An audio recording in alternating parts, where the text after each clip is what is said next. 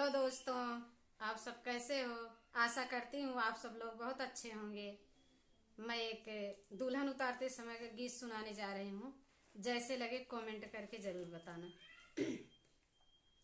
डोला के भीतर फूल हो, डोला गमकत आई। डोला के भीतर फूल हो, डोला गमकत आई। ई बपई कई दिन हाथनिया हो, गली दो मत आई। बपई कई दिन हाथनिया हो, गली दो मत आई।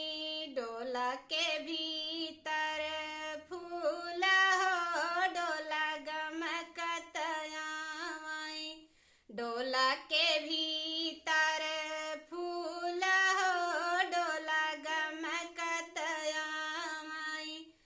माया कई दिन दौरिया हो, गली मचकतिया आई। माया कई दिन दौरिया हो, गली मचकतिया आई। डोला के भीतर फूल हो, डोला गमकत आई।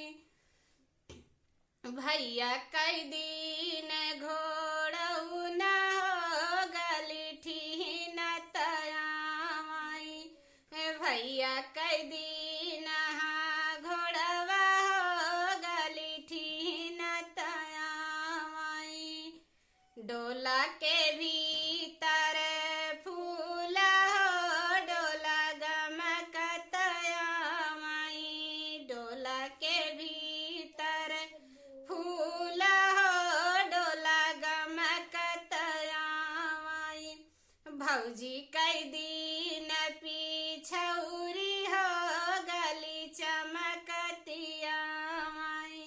भौजी कई दिन चुनरिया हो, गली चमकतिया आई।